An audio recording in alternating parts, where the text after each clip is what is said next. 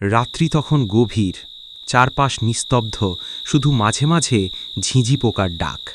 সুভাষ চৌধুরী পৌঁছেছেন পুরনো গ্রামে, চাকরির কাজে।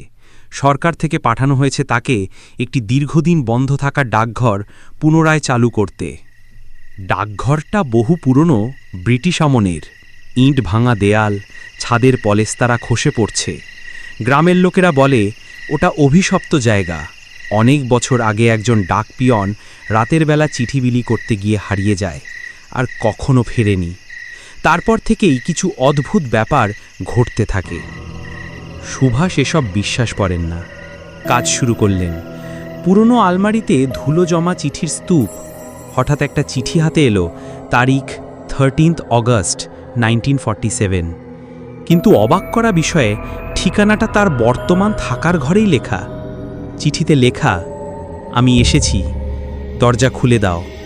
আমি ফিরে এসেছি, শেষবারের মতো চিঠিটা তোমায় নিজেই দিতে চাই।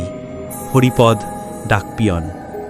সুভাষ হাসলেন, ভৌতিক নাটক ভেবে চিঠিটা ফেলে দিলেন।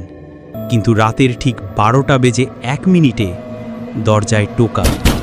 তিনি দরজা খুললেন না, ঘামতে শুরু করলেন।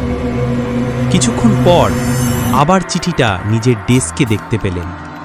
এইবারে রক্তমাখা অক্ষরে লেখা, তুমি খুললে না, তাই আমি নিজেই ঢুকে পড়লাম।